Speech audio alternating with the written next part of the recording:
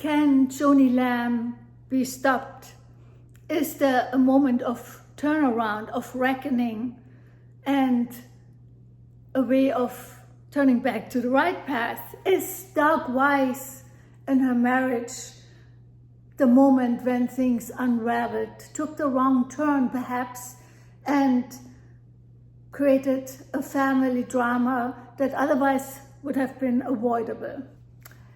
See, a lot of people talk about generational curses, and while we know that God doesn't hold us accountable for the sins of our forefathers, psychologically, emotionally speaking though, we tend to fall back into the same pattern and or react in one way or another to the patterns, psychological patterns of our fathers, of our parents, and perhaps generations back. On the other hand, the rather trite phrase popularized by Oprah for so many years, hurt people, seems to be an easy cop-out.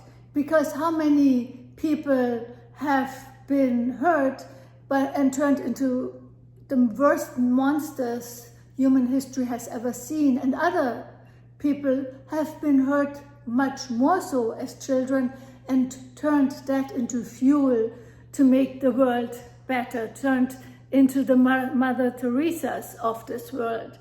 So yes, if you have been hurt, if there is a generational curse, if you want to use that term, it can impact you, but it's not an explanatory factor nor an excuse most of the time. But is there a pattern that goes back far beyond the marriage to Doug Weiss with Joni Lamb? See, as it now has turned out, another employee in previous years when Marcus was still alive was let go, allegedly so, because Joni's dad had lurked after her, had harassed her, had followed her home, and then lied to his wife about it. Well, when Joni found out, purportedly because she put a tracker even on her dad's car, it's a culture of suspicion and keeping control over people, I guess. She didn't confront her dad, but she fired that innocent employee who after all was a victim of her dad and now became a victim of Joni. Had Joni been victimized by her dad, we don't know.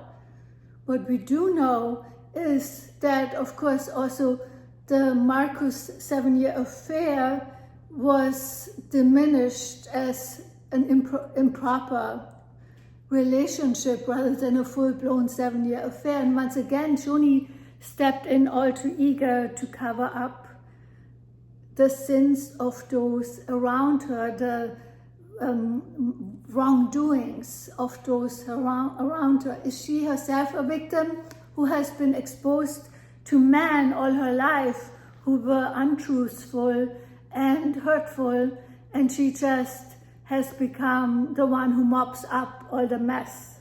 We don't know.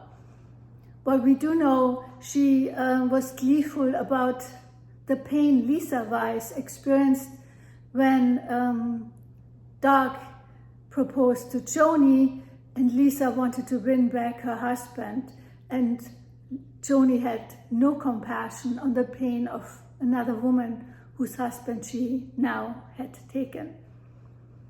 Then, of course, the cover-up of Pete, the alleged cover-up of the SA, and then the cover-up of how Jonathan was being ousted from the very company that his own father said he would one day after Joni be the president of.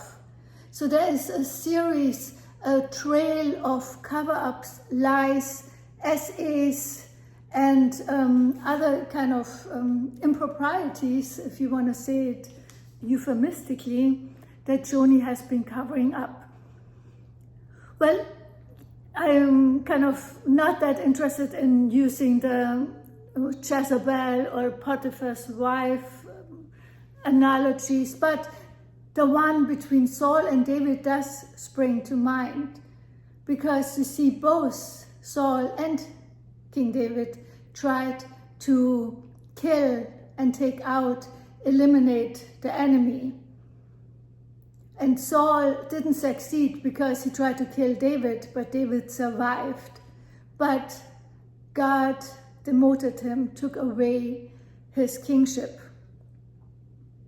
David, of course, was successful in having Bathsheba's husband, his rival, killed, which is, by the way, what narcissists do. They don't necessarily kill themselves, but they have someone else or situations arranged such that the enemy finds an unpleasant demise. And David was successful, and yet God was merciful on him. Why? Because David turned around.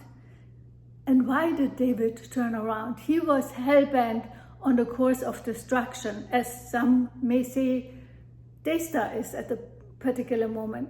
But God sent the prophet Nathan to confront David, make him see his sin, make him see where he went wrong. And that was the moment that saved David, the realization what he had done. And he turned around and he became forevermore known as the king according to God's heart. So is there a chance for Joni? Yes, of course, but where are the Nathans that confront her? Right now, there are a number of people who want to shoot down, morally assassinate people who are the Nathans in this situation, such as Laura Lynn Thompson, and others who speak truth to power, perhaps. Instead of diminishing them, instead of attacking them, which is exactly what the flying monkeys do, or the enablers do, let's give the Nathans in this world their proper space so they can speak up, just perhaps with Joni, but for all of us who need to hear the truth that has been covered up for so long. One commentator wrote under one of my videos how for 50 years she had been keeping silent. Over 50 years she had been keeping silent about an essay that occurred to her when she was a child in the Catholic Church. Isn't it time we give people like that their voice?